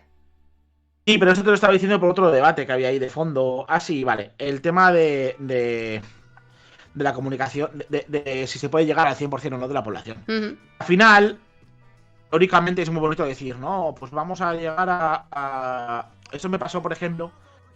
Mira, yo en el entorno de la divulgación a mucha gente no le caigo muy bien. ¿Por qué? Porque yo, pues, no me corto a la hora de decir las cosas como yo creo que son, ¿vale? Ujú. O algunas cosas que han pasado, pues si han sido de forma pública, yo no tengo problema en decir que ha sido público, otras cosas que de forma privada alguien me ha dicho algo. Por ejemplo, hace unos años, una asociación valenciana de comunicación científica que se llama Piratas de la Ciencia mantenía que a ver, hubo ahí una especie de debate porque el Jardín Botánico de la Universidad de Valencia iba a hacer unas charlas de pseudociencia en el propio jardín.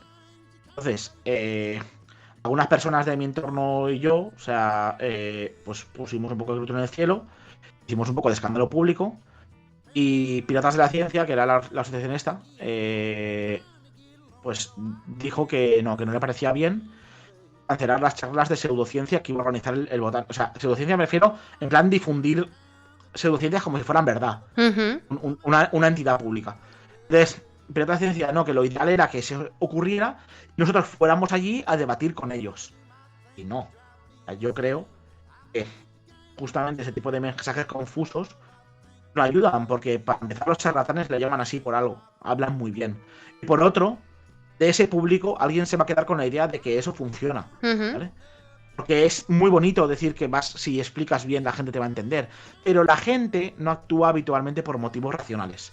Y esto es por lo que enganchaba yo con el tema de la sociología de la ciencia, que me gusta la visión de la sociología de la ciencia, de que al final la ciencia está hecha por humanos que tienen sus propios sesgos y que eso hay que entenderlo para poder poner en contexto pues un poco lo que ocurren a veces en ciertas investigaciones. Es decir, que es importante entender que la ciencia está hecha por humanos. Ujú. No es como una máquina que de recibir input, output y sale conocimiento, ¿vale? O sea, la ciencia está hecha por humanos. Es una actividad humana. Por lo Ujú. tanto, sujeta a error y todas las cosas estas y sesgos que incluso el mejor científico va a tener siempre. Por eso ponía antes el ejemplo de Pasteur, un gran científico, una gran persona, un tío al cual yo admiro mucho, pero si analizas un poco las decisiones, pues bueno, no se ajustan a lo que habitualmente entendemos por método científico, como tuvo algunas de sus conclusiones.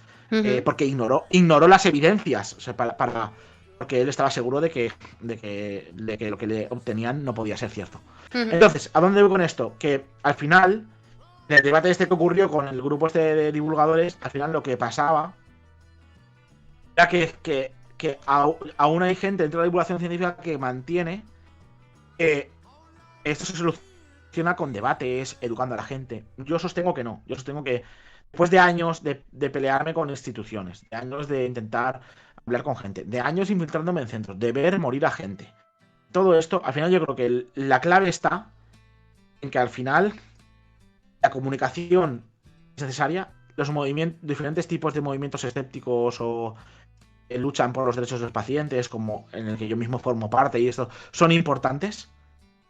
Pero el problema de la pseudoterapia es tan multidisciplinar, legislativo, político, sociológico, todo esto. O sea, Pero hay claro, pero muchas entonces, vertientes. Entonces, claro, un poco por volver a la pregunta original que yo decía, vale, la desesperanza y el miedo, cuando llegas a esa situación es complicado ponerle un freno o ponerle una prevención, porque claro, tú por mucho que preveas o que intentes evitar caer en el miedo, sí puedes caer, ¿no? O sea, digamos que no te puedes poner barreras. Y la única de las 3 vías por la que puedes llegar a la pseudoterapia es que a mí me resultaba relativamente fácil ponerle una barrera previa, era en esta sed de wonder, ¿no? Esta sed de maravillarnos. Y era la única de las 3 vías en las que se me ocurría que quizás le podíamos poner una barrera. Pero claro, obviamente todo eso no sirve para nada si luego tienes las otras 2 que puedes caer. Y como tú dices, al final lo que hay que hacer es que estas clínicas de pseudoterapias se cierren, que haya yo creo que un punto también muy importante, que también lo han mencionado por el chat, es tú tienes unos años de educación obligatoria mínima en la que puedes implementar este tipo de conocimiento, un pensamiento crítico, o sea, obviamente que entiendo que tú toda dices... piedra hace pared. Claro. Toda piedra hace pared. La comunicación es importante. Lo que decía es, tiene que haber una llama que mantenga el conocimiento de qué son estas cosas, de cómo luchar contra ellas y todo eso. Los aspectos legales son importantes. Los aspectos legislativos son importantes. Los aspectos comunicativos son importantes. Es una de las grandes batallas. Yo en los últimos años he estado en esa batalla. Es decir, al final hemos logrado conseguir, y de hecho hay estudios de ello. Hay un grupo muy bueno que se llama Science Flow de la Universidad de Valencia, liderado por una investigadora muy interesante de un poco de la percepción pública de la ciencia, que es Carolina Moreno, si no recuerdo mal el apellido. Y ellos hicieron un estudio un poco viendo cómo había virado la posición pública de la prensa a lo largo de los años, cuando hablaban de temas de pseudoterapias. Y ha cambiado mucho. Antes se planteaban debates equidistantes, por eso ponía el ejemplo antes de la asociación esta. Ellos querían hacer un debate equidistante en el seno de una institución científica, a la posición de que no se debaten cosas que no se deben debatir. Es como hacer un debate en televisión de si pegarle a tu hijo con la mano derecha o con la mano izquierda. De hacer un debate de si pegarle a la mujer está bien o está mal. Un debate sobre si, ¿sabes? Ese tipo de cosas que dices, no. Al hijo no se le pega, con la izquierda, y la violencia doméstica está mal, ¿vale? Pero, o sea, son cosas que no se debaten. Terraplanismo.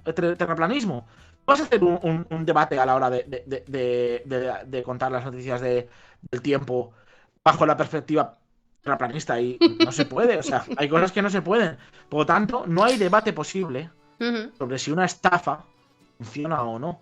Porque el estafador no requiere que le crea el 100% de la población. El estafador requiere, para tener una pseudociencia, falsa ciencia, aparentar que hay un debate. Si tú accedes a que hay un debate, cuando es suficiente legitimación. Hay pseudociencia. Es decir, si tú logras... Porque hay cosas que ni siquiera son pseudociencias. Es decir, pues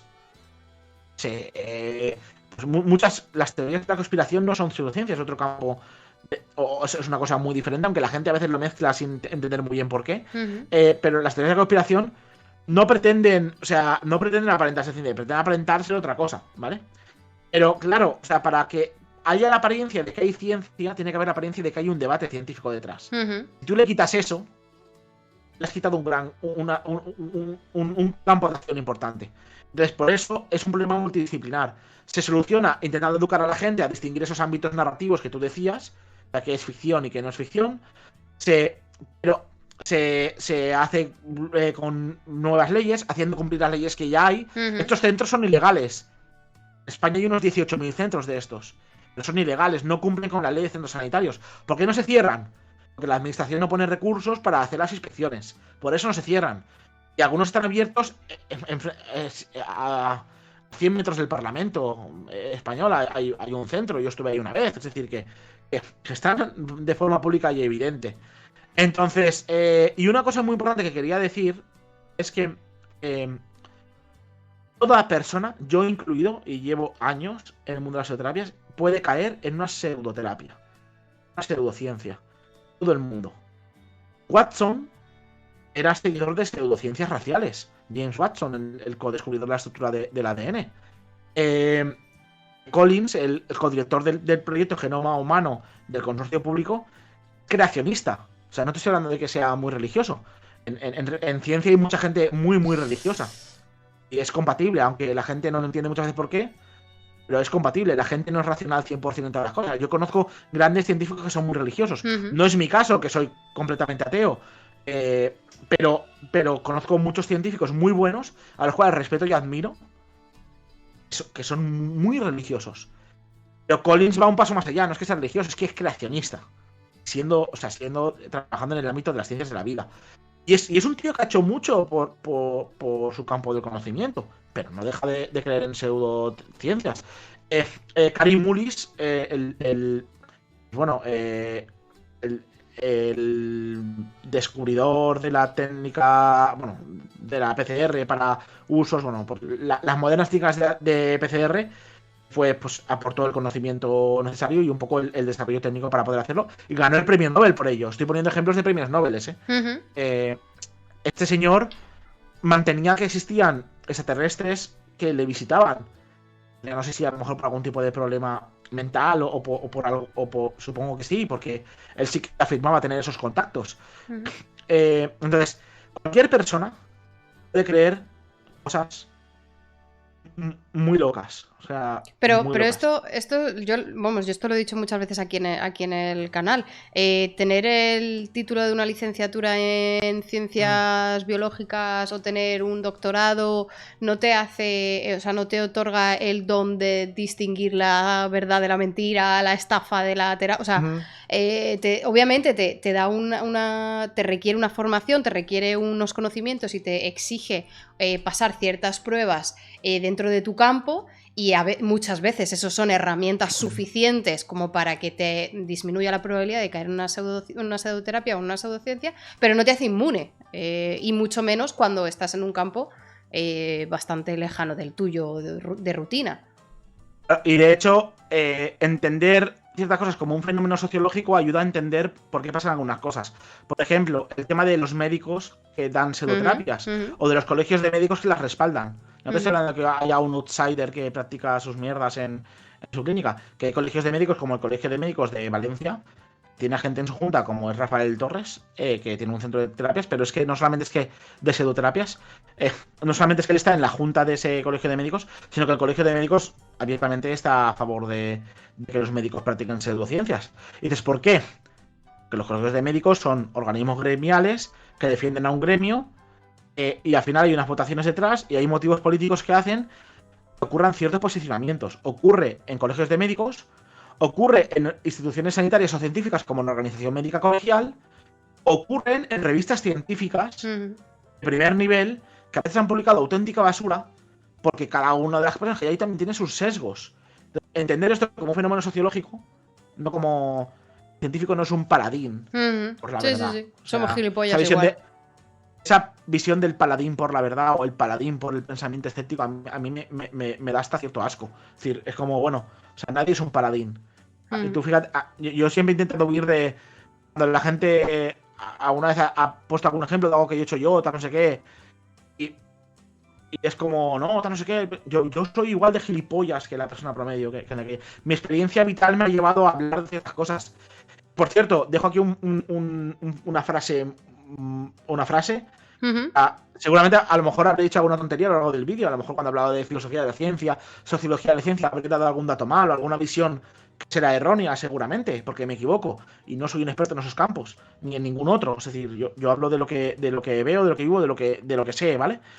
Seguramente habré dicho muchas tonterías ahora esto, porque soy falible, igual que si Karim Mullis, que ganó un premio Nobel, creía que le visitaban extraterrestres, como yo, Fernando Cervera, no voy a, ¿sabes?, a decir tonterías. Es un buen baremo, es un buen baremo para cuando alguien diga. Richard Dawkins, uno de los grandes paladines, entre comillas, del movimiento escéptico, tal, no sé qué, no sé cuántos, dice de cada tontería bastante importante. Es decir, o por ejemplo, cuando hay por ejemplo, recuerdo que hubo con el tema del CI, del coeficiente intelectual, hay mucha pseudociencia realmente. Es decir, mucha gente que le da un valor que no tiene y que hace correlaciones que no tienen sentido. Y salió una correlación bastante mal hecha, porque correlación no implica causalidad, es una cosa que toda persona científica y no científica tiene que grabarse en la mente, que dos cosas estén relacionadas no quiere decir que una cause la otra. Salió un estudio bastante bastante... Era un estudio hecho con el culo, ¿vale? O sea, que decía que las personas religiosas tienden a ser menos inteligentes, ¿vale? Obviando muchos factores sociológicos que están entre medias de temas como la religiosidad, por ejemplo, el país en el que vives, la familia en la que creces y una serie de Nivel historias, social, ¿vale? socioeconómico, hay un montón de cosas. Diferencias de países, por ejemplo, en España, o sea, la percepción religiosa en países, por ejemplo, me viene a la mente Venezuela, que es un país abiertamente de izquierdas, nadie lo podrá negar, ¿vale? Pero sus líderes tradicionalmente han sido muy religiosos, que sí tienen en sus discursos hacen bastantes alusiones a temas del Señor, de la Virgen y todo esto, y la izquierda en Venezuela, hablo de Venezuela no por nada, o sea, porque Sí, sí. recuerdo algún discurso en concreto, por ejemplo, haciendo alusiones religiosas y tal. Venezuela es un país fuertemente creyente, ¿vale? Y su élite política de izquierdas sí que es bastante creyente, ¿vale? Luego, por otro lado, tienes en Europa pasa lo contrario, o en otros países, por ejemplo, desconozco si Cuba es muy... Pero, por ejemplo, en España, justamente la izquierda ha sido muy antirreligiosa. Y quien ha sido más religioso ha sido los partidos de derechas. Luego, no será igual Ser no tendrá las religioso en un país que connotaciones. ser en otro. O sea, el contexto Claro, cultural, es decir, social, es totalmente diferente. Richard Dawkins, cuando salió esta noticia, vamos, la aplaudió, la redifundió, tal, no sé qué, porque claro, confirmaba sus propios sesgos y además reforzaba su chauvinismo propio de su grupo, ¿no? O sea, al final, muchas de estas cosas van por chauvinismos, ¿no? A mí hay ciertos debates que me dan asco, como el debate de biología, de bota o de bata. No sé qué, no sé cuántos. La geología, ciencia o no, tal, no sé qué. Física mejor que la química, los químicos, tal, no sé qué.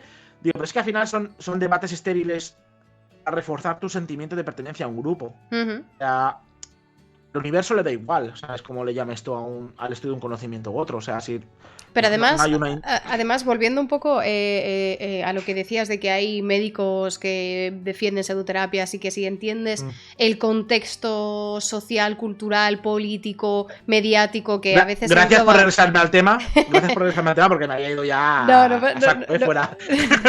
No te preocupes. Eres buena moderadora. Eres buena moderadora. Es para mí, es para entenderlo yo, no te creas. Pero volviendo un poco a eso, que cuando tú entiendes este contexto, pues eso, tiene sentido que médicos antivacunas, tienen sentido un montón de cosas. Ha habido un comentario hace ya bastante rato en el chat de una psicóloga que decía, trabajo en psicología y hay muchos colegas que usan bastantes pseudoterapias.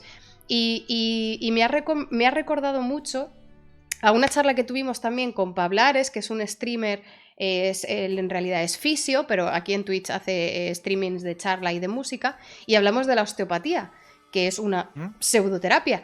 Y él me lo decía, me decía, yo soy fisio, obviamente no defiendo la osteopatía, pero en mi clínica, en mi centro, es un centro de fisioterapia y osteopatía, porque hace 10, 15 o 20 años... Lo guay era ser osteópata, porque era lo que la gente iba buscando. Entonces, claro, entiendes, aunque tú no defiendas la osteopatía, estás trabajando en una clínica y en tu etiqueta pone osteopatía. ¿Cómo? O sea, y tú dices, ¿cómo tiene sentido eso? Claro, si tú tienes el contexto cultural, sociológico, dices, ok, entiendo, y dices, me voy a llamar osteópata si esto me hace traer clientes. Además, no solamente eso, sino que el término osteópata es diferente en diferentes países. La osteopatía es una pseudociencia, la pseudoterapia en concreto, bastante curiosa a ese nivel. Porque en España, con el término osteópata hay auténtica basura muy gorda. Luego hay gente que se pone el término osteópata porque en la formación que ha recibido también estaba el término osteópata. Porque en países como, si no me falla la memoria, como Francia y países francófonos, creo, o sea, a lo mejor estoy ahora metiendo la gamba, pero sé que en otros países por temas pues léxicos y etimológicos, la palabra osteopatía se utiliza para otras cosas. Entonces, al final, como hay influencias, pues hay un poco de todo. La osteopatía, pues al final, es un nombre que vende, el osteópata. Pero vamos, yo si veo la palabra osteópata en una clínica, huyo. O sea, ya claro, pero... si tenga justificación o no, me quito la opción de que me crujan el cuello y me dejen tetrapléjico. Claro, pero precisamente por eso, este chaval que es compañero de plataforma, él lo dice, él está en esta clínica, él obviamente reniega de toda osteopatía y cuando le llegan pacientes y dice, no, ¿me puedes crujir? Y él lo dice, yo no, o sea, si quieres yo te llamo un compañero que te cruja, que te haga lo que quiera, pero yo esto no, porque creo firmemente que esto no tiene ninguna función ni ningún beneficio, entonces yo me niego a hacer esto, pero trabaja en una clínica donde pone osteopatía, o sea, Sí. es que es complicado, o sea, es complicado que muchas veces dices, no tiene sentido, o sea, no tiene sentido que esto esté institucionalizado. Es que cuando tu sueldo depende de por supuesto. Callar ciertas cosas, pues hay mucha gente que se calla y por ya supuesto. está. Y es lo que decíamos, ¿no? Si en aquel momento era lo que vendía y tú tenías que hacer números a final de mes y dices, pues mira, pues que te tengo que decir que te estoy vendiendo osteopatía, pues te vendo lo que quieras, con tal de que venga. Y ojo, no estoy justificando con esto, no estoy blanqueando la osteopatía ni la pseudoterapia, pero tiene sentido cuando lo miras desde ese punto de vista. Claro. Tiene sentido que no solamente eso, sino que también lo que te digo, que está la parte de que etimológicamente en otros países significa otra cosa y hay mucha influencia en muchos títulos que ponen la palabra osteopatía, pero lo que se enseña dentro no es la osteopatía pseudocientífica, sino que se enseña, pues, en muchos países osteopatía es sinónimo de fisioterapia. Sí. Entonces, como que pasa, que ese es el problema, que al final yo de hecho muchas veces cuando me han preguntado sobre osteopatía he intentado aclarar eso, ¿no? Que en principio la osteopatía es una pseudoterapia, pero puede que por motivos, como tú dices, históricos de cómo se han difundido ciertas prácticas a lo largo de diferentes países, tengas eso, que yo recomiendo que si pone la palabra osteopatía huyas, pero que no necesariamente cualquier persona que tenga la palabra osteopatía en su centro practica una pseudociencia. Claro. Pero y además, precisamente hablando de la osteopatía con Pablares, él decía, vamos a ver, hay algunas técnicas manuales dentro de la osteopatía que podrán tener su beneficio, pero la cuestión es que son las que ya se aplican en fisioterapia. Efectivamente, esas técnicas manuales de manejo y de presión y de tal, eso digamos que tiene su fundamento fisiológico. Y otra cosa es que en la osteopatía te estén diciendo, te estoy colocando las vértebras, mi rey, si tuvieras las vértebras mal colocadas no estarías vivo, viviendo, andando, viniéndome a la clínica, ¿no? Entonces, claro, una cosa es que el manejo, ¿no? La mecánica manual tenga su función, o parte de la mecánica manual de que practica la osteopatía tenga su función y puedas notar cierto alivio o cierto efecto analgésico, y otra cosa es toda la mierda que te venden teórica de la osteopatía. Entonces, está bien aclararlo y lo he puesto como ejemplo porque me ha recordado lo que has dicho, ¿no? Que entender el contexto sociocultural muchas veces te ayuda a dar respuesta, porque eso es algo que venía mucha gente con la pandemia, decía, pero ¿y si las vacunas son tan buenas? ¿Por qué hay médicos que no defienden la vacuna? Es como, pues ¿tú te crees que todos los médicos, o sea, que todos tenemos el mismo pensamiento, la misma formación y nos dan cuando te haces médico te dan el papel de señor, ¿ya distingue la verdad de la mentira? No. Una vez en un programa de televisión, alguien usó ese argumento, fue en Televisión Española. En mi canal está el vídeo también, de Televisión Española, que ahí fui con Carles. Es que en el vídeo se salgo solamente yo porque, bueno, fue una historia muy larga. Pero que en un programa de Televisión Española en el cual se defendió pseudoterapias, recuerdo que una tertuliana se llevó las manos en la cabeza. Una tertuliana que dijo auténticas burradas ahí pagadas con dinero público, que él dice, no, porque médicos están no sé qué, no sé cuándo, y yo le dije, y yo, pues un poco, iba ahí haciendo un poco cuando me di cuenta de lo que había, dije, pues bueno, en resumen que dije, no, porque hay médicos que recomiendan no sé qué, y dije, Mengele también era médico. No, lo que acabo de decir, todo no sé qué. Pues oye, Mengele era médico, ¿no? O sea, hacía experimentos ilegales con humanos, mataba judíos, tal no sé qué, y era médico. ¿Ser médico lo convertía en un buen médico? No. Seguía siendo un monstruo. O sea, tenía un monstruo con título de médico. Pues hay gente que es gilipollas con título de médico. O sea, es así. Sí. Pero porque en parte, o sea, que está muy bien, o sea, yo como científica, ¿no? Como persona que tiene un doctorado, pongo en valor el proceso que es necesario pasar para que te den un doctorado. Obviamente. También es cierto, conozco gilipollas con doctorado. Entonces, es un tipo de criba, entre comillas, pero no es la panacea. Entonces, me parece bien.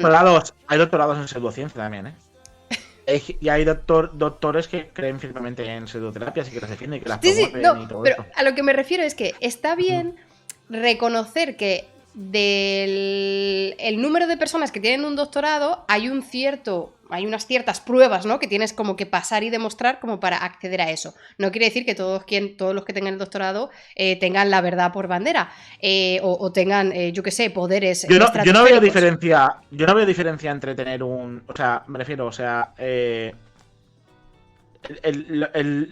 las barreras, también hay barreras en la universidad por supuesto. y muchos...